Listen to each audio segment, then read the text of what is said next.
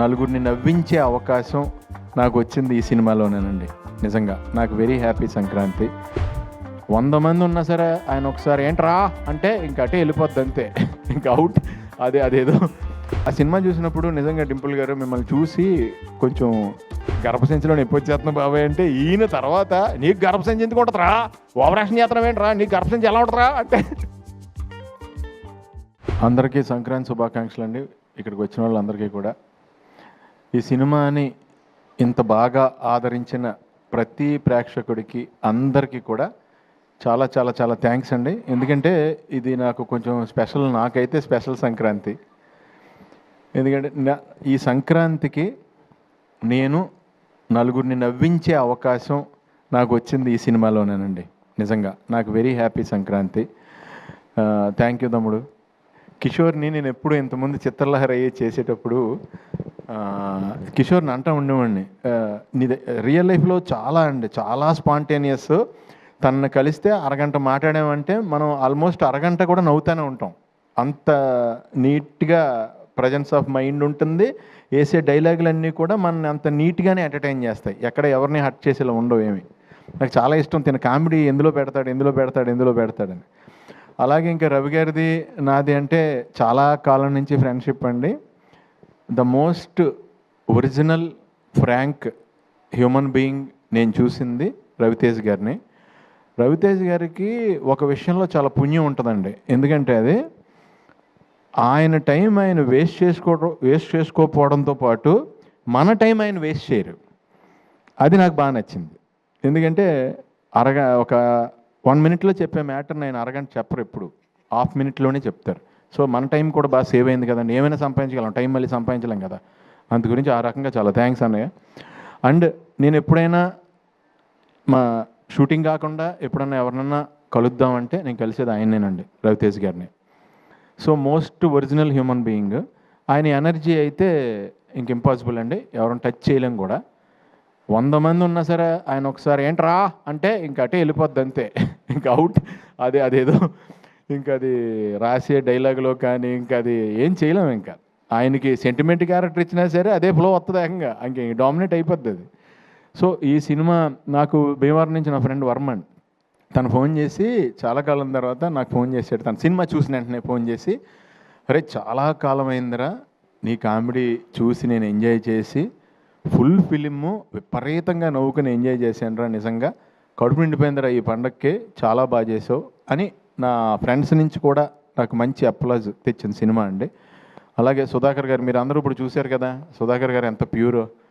మీకు ఇంకోటి ఏంటంటే చెప్పేశారు వెంటనే, ఆయన చేయి కూడా చూపించారు. సో అంత ప్యూరెస్ట్ ప్రొడ్యూసర్ మాకు ఆయన. మీకు ఎప్పుడు బాగా డబ్బులు రావాలని మనస్ఫూర్తిగా కోరుకుంటాను సార్, పేరు డబ్బు రావాలని. అలాగే అనయ్య, మీరు అంటే ఇప్పుడు ఇందాక నేను ఇక్కడ కనపడినప్పుడు, ఇక్కడ కెమెరా నా మీదకి వచ్చినప్పుడు ఇక్కడ కనపడినప్పుడు నన్ను చూసుకుని నాకు అర్థమైందండి అన్నయ్య, మీరు సినిమాలో నాకు ఎంత బాగా లైటింగ్ చేశారో. అంత శ్రమ తీసుకుని నా మీద 4 లైట్లు ఎక్కువ వేశారు. ఇక్కడ కామన్గా పెట్టారు కాబట్టి నేను అంత గ్లోగా కనపడలేదు. సో చాలా థ్యాంక్స్ అన్నయ్య. ఈ సినిమాలో నేను కొత్త షాట్ ఒకటి మీరు చూశాను. నేను చాలా కాలం ట్రావెల్ అయ్యాను మీతో. రవితేజ్ గారు ఒక సిచ్యువేషన్లో తల తిరిగిపోద్దంటే ఆయనతో పాటు లొకేషన్ కూడా తిరిగింది.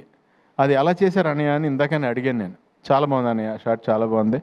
ఇంకా ప్రకాష్ గారి గురించి చెప్పక్కర్లేదు మనం. ఒక పూర్ మెన్ గుడ్స్ ఏదన్నా మీరు సెట్ అయిందంటే ఆ పూర్ మెన్స్లో రిచ్గా ఉంటుంది ఆ సెట్.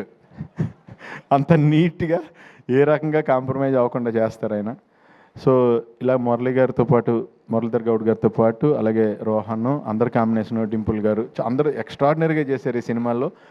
నాకు ఆ సినిమా చూసినప్పుడు నిజంగా డింపుల్ గారు మిమ్మల్ని చూసి కొంచెం భయం వేసింది కూడా. అంటే ఒక టఫ్ సిచ్యువేషన్లో కోపంగా అలా చూస్తారు కదా, ఆ కళ్ళు చూసి ఎప్పుడైనా ఇంట్లో అయినా పెద్ద పెంట అయిపోద్దా, ఏమైనా గొడవ అయిపోద్దా, దొరికేసినట్టేనా అనుకున్నా.